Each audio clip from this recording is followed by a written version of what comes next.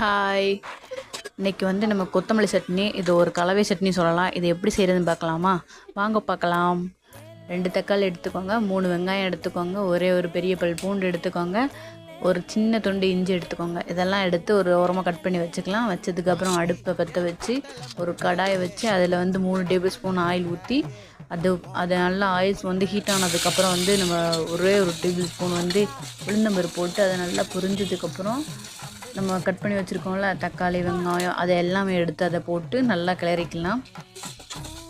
கிளறினதுக்கப்புறம் வந்து நம்ம கருவேப்பிலை போட்டு அதையும் நல்லா கிளறிக்கிட்டு கொத்தமல்லி வச்சுருக்கோம் அதையும் போட்டு நல்லா கிளறிக்கலாம். இதை வந்து ஹையில் வச்சு நம்ம கிளறும் போது வந்து நல்லா சுண்டி வெந்து வந்துடும். வெந்து வந்ததுக்கப்புறம் 4 வத்தல் போட்டு 2 காஷ்மீர் வத்தல் 2 சாதாரண வத்தல் போட்டிருக்கேன். போட்டு நல்லா வந்து அதையும் வதக்கிக்கலாம். அது ஆறுனதுக்கப்புறம் நம்ம ஒரு மிக்சரில் போட்டு உப்பு போட்டு அரைக்க போகிறோம்.